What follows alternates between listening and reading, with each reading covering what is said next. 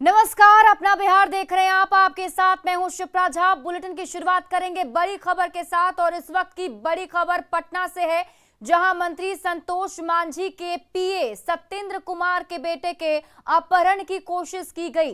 दरअसल नवनीत पुष्कर अपने ड्राइवर के साथ स्कूल से घर लौट रहा था और तभी बोरिंग रोड में ड्राइवर गाड़ी रोककर दवा लेने लगा और इसी का फायदा उठाकर अपहरणकर्ताओं ने नवनीत का गाड़ी के साथ ही अपहरण कर लिया। मामले की जानकारी पर पुलिस एक्टिव हुई और जगह जगह चेकिंग शुरू किया गया, जिसके बाद अपहरणकर्ताओं ने पार्किंग में गाड़ी छोड़ दी और मौके से फरार हो गए।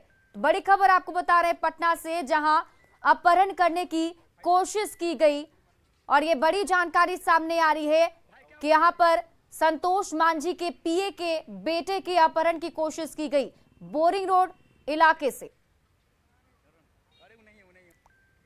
ड्राइवर फोन किया कि आप गाड़ी लगाकर दवा खरीदने गया जी। अगर आते हैं तो फिर गाड़ी है नहीं जी जी। सबसे पहले हम ट्रैफिक थाना में कंडक्ट किए तो अभी डीएसपी को बोले कि रॉन्ग पार्किंग में लगा देना, उठा देना। तो कैसे उसको छोड़ क्यों दिया आखिर आपको? आप फोन किए थे क्या कहीं? नहीं तो वो जो बगल में दादा बोए थे ना कि आपका बेटा, मेरा नहीं है, इसलिए वह भागने लगा। हाँ। तो आपको क्या दिया था? ब्रेड में कुछ करके दिया था? ब्रेड में हीट डाल के दिया। हीट डाल के दिया था। हाँ। और इस खबर पर अधिक जानकारी के साथ हमारे सहयोगी संजय जुड़ चुके हैं। संजय, यहाँ पर देखिए दो सिचुएशन है। अब जरा ये बताइए कि दिन दहाड़े बोरिंग रोड इलाके से अपहरण कर लिया जाए तो इस बात को लेकर पुलिस को कोसे या फिर पुलिस की दबिश से अपहरणकर्ताओं ने बच्चे को गाड़ी समेत छोड़ दिया, इस बात को लेकर तारीफ की जाए? देखिए, निश्चित तौर पर अगर ये घटना घटी है तो घटना काफी संवेदनशील है और सोचने वाली बात है कि अगर ड्राइवर बच्चे को छोड़कर दवा की दुकान पर गया और इस समय दो लोग आते हैं और बच्चे को गाड़ी समेत वहां से अगवा कर लेते हैं। हालांकि इसी दौरान ड्राइवर ने तत्काल सूचना दी, जो मंत्री हैं सुमन मांझी, उनके पीए जो हैं, उनको तत्काल सूचना दी। उन्होंने पटना के एसएसपी एमएस ढिल्लों को इस बात की जानकारी दी और तुरंत वायरलेस पे इसे फ्लैश किया गया और बताया ये जा रहा है, खुद ऑफ द रिकॉर्ड ये मान रहे हैं कि पुलिस ने जो दबिश दी उसके बाद वो गाड़ी छोड़कर वहां से लगाकर भाग गए वहां से। बहरहाल सीसीटीवी फुटेज पुलिस तलाश रही है। सीसीटीवी फुटेज में सारी सच्चाई और घटनाक्रम जो वो खुलकर सामने आ जाएगी। उसके बाद दूध का अब तक के जांच में क्या कुछ पता चल पाया संजय? कितने की संख्या में थे वो लोग? क्या बच्चा कुछ बता पा रहा है कि आखिर कैसे ये सब कुछ हो गया?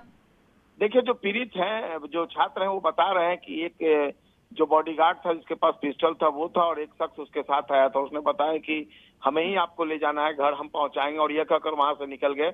और 20 मिनट के बाद 20 मिनट तक वो कहीं ले गए। उसके बाद वहां गाड़ी पार्क कर दी और किसी से बातचीत की इन दोनों ने और उसके बाद फिर उन्हें वहां आकर लाकर गाड़ी को लगाया। तो निश्चित तौर पर ये सारी चीजें जो है पुलिस की छानबीन की बात है, जांच की बात है। पुलिस सीसीटीवी फुटेज तलाश रही है। उसके बाद सारी चीजों की जब जांच हो जाएगी, फिलहाल बच्चे से पुलिस पूछताछ कर रही है। जो गार्जियन है उन्होंने भी पुलिस को लिखित तौर पर जानकारी दी है और पुलिस आगे की कार्रवाई में जुट गई है। जी चलिए, बहुत बहुत शुक्रिया तमाम जानकारी के लिए संजय। बढ़ते हैं आगे। बीजेपी के पूर्व प्रवक्ता नुपुर शर्मा को लेकर मारपीट की घटना थमने का नाम नहीं ले रही है। अब नुपुर के समर्थन में पोस्ट करने को लेकर आरा में दो समुदाय के युवक आपस में भिड़ गए। घटना आरा के रामगढ़िया मोहल्ले की है। यहां दोनों ही तरफ से युवा आपस में भिड़ गए और जमकर मारपीट हुई। दरअसल फेसबुक पोस्ट डालने वाला युवक रामगढ़िया के एक चाय दुकान पर चाय पी रहा था और तभी 10 से 12 की संख्या में दूसरे समुदाय के लोग वहां आ धमके और जमकर पिटाई कर दी। मामले की जानकारी पर पुलिस मौके पर पहुंची और मामले की जांच में जुट गई है। फिलहाल इलाके में तनाव की स्थिति है और डीएम खुद पूरे मामले की जांच में जुटे हुए हैं। पुलिस सूत्रों की माने तो इस मामले में कुछ लोगों को हिरासत में भी लिया गया है और उनसे पुलिस पूछताछ कर रही है। युवा कहा कि बोला हमसे कि तुम कहाँ इसको भगा देते हो? अरे भाई एक जगह लड़ाई करोगे तो रुक फोन करके बुलाने लगा सब। फोन करके बुलाया सर, लड़का यहाँ पर खड़ा था, उसको मारने लगा सर, बड़ी मार मारा सर। उसके बाद मान लिए सर। किस चीज़ को लेकर झगड़ा हुआ था? जैसे सर पोस्ट डालने के लिए विवाद था फेसबुक पे। फेसबुक बहुत पहले पोस्ट डाला था सर, वही पोस्ट आज लड़का दिखाई दे उसको जेल लिया सर मामले में। अच्छा, क्या नाम है आपका? मेरा नाम सोनू। आप ही की दुकान पे झगड़ा हुआ था? सर यहीं पर रोड आपके यहाँ भी तोड़ फोड़ किया है क्या? सबसे मेरे दुकान तोड़ दिया सर। ध्यान नहीं दे, मैं ये बात के पीछे हो गया। ये सोनू चाला दुकान पे भीड़ लगा था चाय के लिए, कोई बात के पीछे पूरा मार हो गया। उधर से सब आ गया, नहीं तो 15-20 गोले 50 को ले आया था सब, पूरा लड़ाई झगड़ा हुआ है, दुकान उकान सब फेंक दिया इधर उधर, सब सामान। मारपीट भी आप लोग के साथ ही मारपीट हुआ है? हाँ मारपीट हम लोग को नहीं, दुकानें में हुआ है सबके साथ, लड़का सबके साथ है। आप दुकान के ओनर हैं? नहीं, वो हमारा वहाँ पे दुकान है, बिरयानी की दुकान। देखिए, पोस्ट फेसबुक पोस्ट को लेकर आपस में विवाद हुआ था। एक बच्चे ने कहा कि ये पोस्ट क्यों रखे हो, उसने दूसरे ने उसके पोस्ट के किस बारे में बोला, और ये आपसी विवाद का मामला है। कोई ऐसा इसको उस तरह से नहीं दिखाना चाहिए, और हम लोग सजग हैं और सभी लोग प्रबुद्ध हैं। सभी लोग के द्वारा आश्वस्त किया गया है कि इसमें किसी तरह का अफवाह पे ध्यान न दे और न दिया जाएगा, और ये एक छोटा बच्चों का आपसी झगड़े के रूप में इसको दिखाना चाहिए, उसी तरह देखा जाना चाहिए। और आरा से संवाददाता अमित कुमार हमारे साथ लाइव जुड़े हुए हैं। अमित, जरा ये बताइए कि कब ये फेसबुक पोस्ट किया गया था और फेसबुक पोस्ट में ऐसा क्या लिखा गया था जिस वजह से विवाद इतना बढ़ गया, और फिलहाल ताजा हालात वहां पर कैसे बने हुए हैं?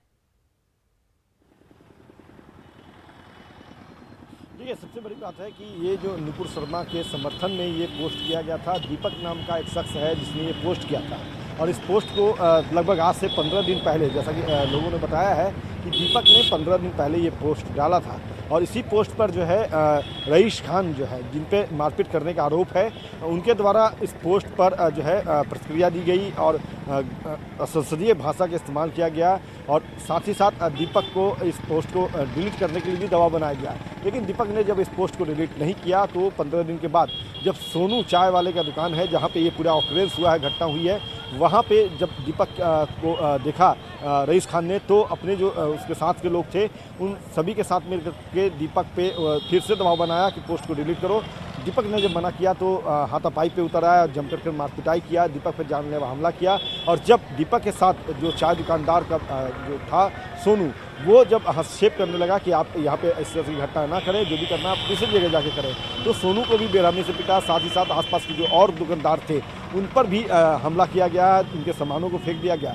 जब मामला लोगों ने बढ़ता हुआ देखा, तब पुलिस को जब फ़ोन करने लगे, दुकानदारों का कहना है कि जब पुलिस को फ़ोन करने लगे तो बम से हमले करने की धमकी भी दी गई। बावजूद इसके जब पुलिस को सूचना दी गई तो पुलिस लगभग 1 घंटे के बाद, जैसा कि लोगों का कहना है, स्थानीय लोगों से जब हमने बात की है, जो ग्राउंड जीरो है, जब हम वहाँ पे हमने मुआयना किया तो लोगों का कहना है कि लगभग 1 घंटे के बाद जो पुलिस है वो पहुँची, जबकि नगर थाना जो है वो घटनास्थल से मतलब जो पीओ है वहाँ से महज 2 किलोमीटर की दूरी उसकी है। पैदल भी अगर चले आदमी तो 20 मिनट में पहुँच सकता है, लेकिन पुलिस को पहुँचने में 1 घंटे का वक्त लग गया। कहीं ना कहीं पुलिस जो है पूरे मामले को शांत होने का इंतजार कर रही थी, और यही वजह रही कि पुलिस का जो खौफ है वो एक समुदाय के लोगों में नहीं है इस इलाके में, जैसे कि लोगों का कहना है। कुछ लोगों को इसमें गिरफ्तार भी किया गया है, जिनसे पूछताछ भी की जा रही है, उसको लेकर क्या जानकारी मिल पा रही है? क्या सभी की गिरफ्तारी हो सकी है अब तक? देखिए, सबसे हैरत करने वाली बात है इस मामले को लेकर के, जब हमने डीएम से बात की, भोजपुर के जो डीएम हैं राजकुमार, उनसे हमने बात की, तो सबसे हैरत वाली बात सामने उन्होंने रखी कि इस मामले में अब तक जिला प्रशासन ने कोई एफआईआर ही लॉन्च नहीं किया है। तो इसको लेकर के जब हमने पूछा कि आखिर किस बात का इंतजार है या किस बात का डर है कि प्रशासन जो है वो एफआईआर, जो कि फौरी तौर पे फर्स्ट इन्फॉर्मेशन रिपोर्ट होती है, घटना के बीते लगभग 20 घंटे हो चुके हैं, बावजूद इसके आप लोग एफआईआर क्यों नहीं कर रहे? तो उनका दलील था, डीएम का दलील था राजकुमार का, कि इस पूरे मामले की छानबीन की जा रही है, 4 लोगों को डिटेन किया गया है, और जब पूरे मामले की जांच हो जाएगी तो उसके बाद एफआईआर लॉन्च किया जाएगा, नामजद अभियुक्त उसमें बनाए जाएंगे और आगे की जो कानूनी कार्रवाई है वो की जाएगी। लेकिन कहीं ना कहीं देखा जाए तो प्रशासन की, भोजपुर प्रशासन की इसी शिथिल रवैये के कारण जो है वो ऐसे असामाजिक तत्व जो रईस खान जैसे लोग हैं, इनका मन बढ़ता है, हौसला बढ़ता है, लोग जो है कानून को अपने हाथों में लेते हैं, लोगों चलिए, आप इस पूरी खबर पर नजर बनाए रखे अमित, बहुत बहुत शुक्रिया तमाम जानकारी साझा करने के लिए। बढ़ते आगे, वैशाली से बड़ी खबर सामने आ रही है। हिंदू पुत्र संगठन के संस्थापक को गिरफ्तार किया गया है। पुलिस ने राजीव ब्रह्मर्षि को गिरफ्तार किया है। सोशल मीडिया पर आपत्तिजनक पोस्ट किया गया था, पैगंबर मोहम्मद के अनुयायियों को लेकर यह पोस्ट किया गया था, जिसको लेकर पुलिस ने कार्रवाई की और गिरफ्तार कर लिया गया है। पुलिस मुख्यालय के निर्देश पर गिरफ्तारी की गई है। इस वक्त की बड़ी खबर आपको वैशाली से बता रहे हैं। जो जानकारी मिल रही है उसके मुताबिक हिंदू पुत्र के संस्थापक को गिरफ्तार किया गया है। और राजस्थान के उदयपुर में कन्हैया लाल की हत्या मामले को लेकर भागलपुर जिले के लोदीपुर थाना क्षेत्र के माछीपुर के रहने वाले मोहम्मद मुन्नवर हुसैन अशरफी से एनआईए की टीम हैदराबाद में पूछताछ कर रही है। मुन्नवर के ससुर ने एनआईए से पूछताछ की पुष्टि की और उसके मुताबिक मुन्नवर को छोड़ दिया गया है। मुन्नवर पिछले 15 सालों से हैदराबाद में रहता है और वहां इस्लामिक स्कॉलर है और फेसबुक और ट्विटर के माध्यम से देश ही नहीं विदेशों के लोगों को भी इस्लाम की जानकारी देता है। परिजनों को पूछताछ के बारे में ज्यादा कुछ मालूम नहीं है। वहीं इन लोगों का कहना है कि एनआईए ने उसे छोड़ दिया है और आज शाम तक भागलपुर पहुंच जाएगा। 2 बेटी है और 1 लड़का है। अपने परिवार को नहीं साथ में रखते हुए? नहीं, इसी बार वो रख करके गए, थोड़ा बाप माई मजबूर। अच्छा, पहले रखते थे? पहले वहीं सब रहते थे अपना डेरा लेकर के। तो ये करीब लॉकडाउन के बाद जो है तो यहाँ। और इस वक्त एक और बड़ी खबर आपको बता दें, केंद्रीय कैबिनेट से आरसीपी सिंह का इस्तीफा तय माना जा रहा है। सूत्रों के हवाले से बड़ी खबर सामने आ रही है, आरसीपी सिंह का इस्तीफा देना तय माना जा रहा है। मुख्तार अब्बास नकवी का भी इस्तीफा तय माना जा रहा है। आज या कल तक ये इस्तीफा दे सकते हैं। झारखंड से राज्यसभा सांसद हैं नकवी, जिन्हें इस्तीफा जो दे सकते हैं। जो जानकारी मिल रही है सूत्रों के हवाले से, आज की कैबिनेट की बैठक में दोनों की पीएम मोदी ने तारीफ की और इसी बीच जो बड़ी जानकारी है वो ये कि इनका कार्यकाल खत्म होने के साथ ही ये दोनों ही इस्तीफा दे सकते हैं।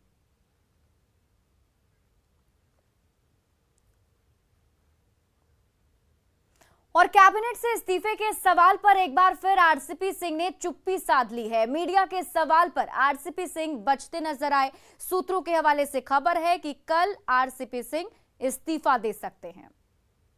माना जाए कल 7 जुलाई को राज्यसभा का टर्म पूरा हो रहा है, तो आज आप इस्तीफा दे रहे हैं या कल दे रहे हैं? सर आपसे बोला गया इस्तीफा देने के लिए? सर राज्यसभा का आपका कार्यकाल कल पूरा हो रहा है, तो इस्तीफा देंगे या पद पर बने रहें? क्या आप क्या मतलब?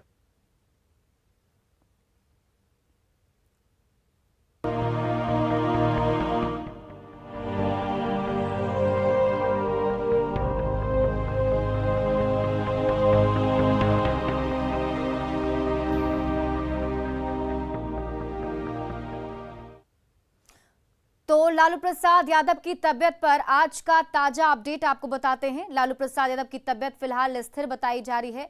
लालू को दिल्ली ले जाने की भी तैयारी चल रही है। एयर एम्बुलेंस से लालू प्रसाद यादव को दिल्ली ले जाया जा सकता है। शाम 7 बजे उन्हें दिल्ली ले जाया जाएगा बेहतर इलाज के लिए। सीएम नीतीश ने लालू यादव से मुलाकात की। पारस अस्पताल पहुंचे थे सीएम नीतीश कुमार, जहां उन्होंने उनके स्वास्थ्य का हाल चाल जाना। फिलहाल जो जानकारी है उसके मुताबिक लालू प्रसाद यादव अभी आईसीयू में भर्ती हैं और इन्हें बेहतर इलाज के लिए दिल्ली ले जाने की तैयारी है।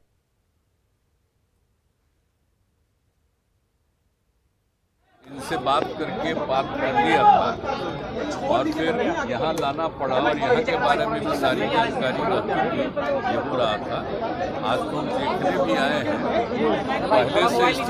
पहले से स्थिति बेहतर है, लेकिन ये बहुत अच्छा चीज़ है कि एक बार दिल्ली में जा करके फिर सब टेस्ट करा लेंगे, बहुत अच्छा होगा। तो आज दिल्ली जाएंगे और सब तरह का टेस्ट कराएंगे और हम लोगों से ही भगवान से प्रार्थना है कि जल्दी से जल्दी पूरे तौर पर आपके पुराने मित्र रहे हैं? हमारे तो बहुत पुराने, सब आज के बने अपना यंग एज से ही सब साथ। आरजेडी अध्यक्ष लालू प्रसाद के स्वास्थ्य की स्थिति को देखते हुए बिहार में कई जगह पर दुआओं का दौर जारी है। समस्तीपुर में आरजेडी समर्थक मंदिर, मस्जिद, मजार पर अपने अध्यक्ष के स्वस्थ होने की दुआ मांग रहे हैं। आरजेडी नेताओं ने ताजपुर रोड स्थित मजार पर चादरपोशी की, वहीं थानेश्वर मंदिर पहुंचकर भोलेनाथ की पूजा अर्चना भी की गई। ये तस्वीर हम आपको दिखा रहे हैं, 2 तस्वीरें आपके टीवी स्क्रीन पर। जितने भी कार्यकर्ता हैं वो फिलहाल लालू प्रसाद यादव के लिए दुआ करते हुए नजर आ रहे हैं।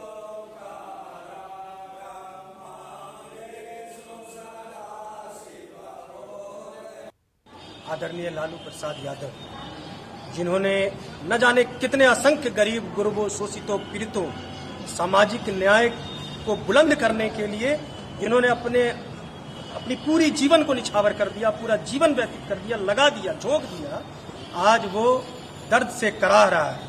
पूरा देश, पूरा बिहार उसी क्रम में जननायक कर्पूरी ठाकुर की भूमि के लोग आज हाथ उठाए हुए हैं मंदिरों में। उनकी तबीयत ठीक हो जाए, इसके लिए हम लोग मजार में भगवान से, अल्लाह से आपको दुआ मांगने आए हैं कि उनकी सेहत ठीक हो जाए, क्योंकि उनके नहीं रहने पर हम लोगों का मनोबल थोड़ा डाउन रहेगा और वो हमारा राष्ट्रीय अध्यक्ष आगे तक चले। और इस वक्त एक और बड़ी खबर सामने आ रही है। तेजस्वी यादव और राबड़ी देवी दिल्ली के लिए रवाना हो गए हैं। इस वक्त की बड़ी खबर आपको बता रहे हैं, लालू के इलाज के लिए दोनों दिल्ली रवाना। शाम 6 बजे पारस अस्पताल से लालू प्रसाद यादव निकल सकते हैं। इलाज के लिए उन्हें दिल्ली ले जाया जाएगा। एयर एम्बुलेंस से उन्हें दिल्ली ले जाने की तैयारी है। मीसा भारती भी लालू प्रसाद यादव के साथ दिल्ली जाएंगी।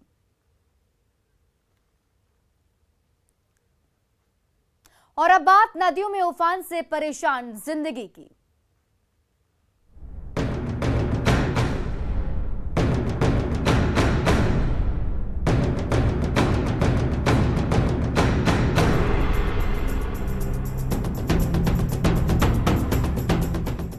भागलपुर नगरचिया के गोपालपुर में कोसी का कटाव लगातार जारी है। अब तक कटाव में 30 से 40 घर बह चुके हैं। वहीं अब गांव के लोग पलायन कर रहे हैं। लोगों को डर है कि उनका आशियाना भी कहीं बह ना जाए। यहां के लोगों की शिकायत है कि अब तक प्रशासन की तरफ से उनको कोई मदद नहीं मिली। उनके सामने खाने के लाले पड़े हुए हैं, जिसकी वजह से लोग सत्तू पीकर अपना गुजारा कर रहे हैं। मौके से और अधिक जानकारी दे रहे हैं हमारे सहयोगी आशीष रंजन।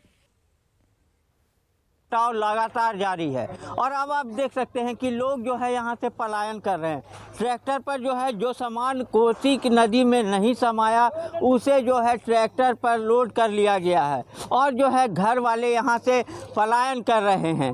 कई लोग जो है ऊंचे स्थलों पर जाने की सोच रहे हैं, जिससे जो भी बचा सामान है वो बच पाए, नहीं तो ये सारा कोसी में समा जाएगा। कटाव लगातार तेज है, ट्रैक्टरें लगी हुई है यहाँ पर और लोग जो है सामानों को इस पर लोड कर लिए हैं कि जो बचा हुआ सामान है उसको किसी तरह से बचाया जा सके। यहाँ पर कुछ लोग हैं, उनसे बात करते हैं। कहाँ जा रहे हैं? बांध पर जा रहे हैं ऊपर। क्या है? क्या करें, कट गया कोसी, क्या करें घर द्वार। कितना घर कट चुका है? लगभग 10-20 घर। 20 घर कट चुका है? हाँ। कोई देखने आया? कोई देखने नहीं। कैसे रहिएगा वहाँ?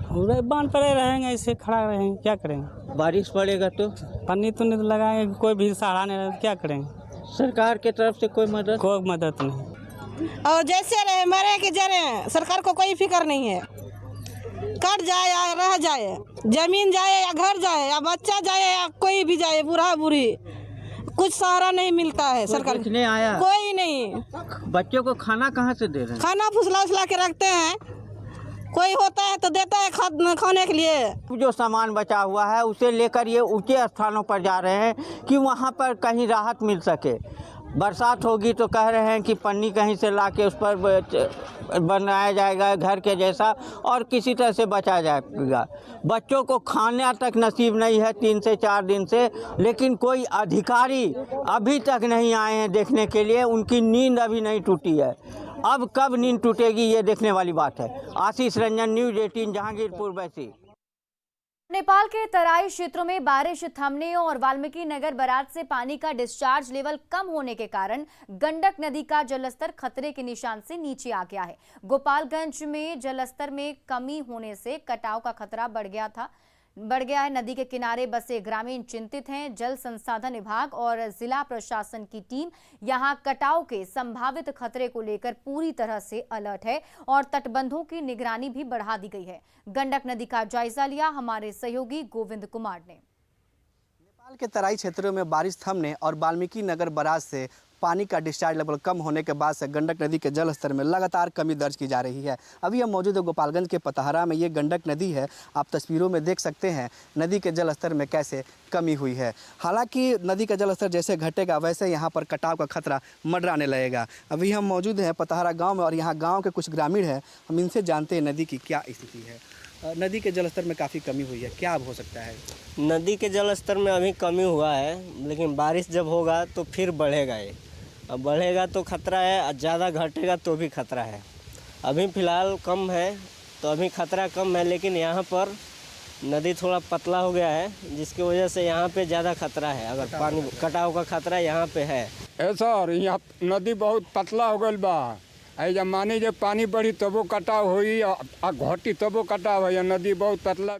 और इसी बीच बड़ी खबर सामने आ रही है। राजीव नगर मामले पर बड़ी खबर, 14 जुलाई को हाईकोर्ट में अगली सुनवाई होगी।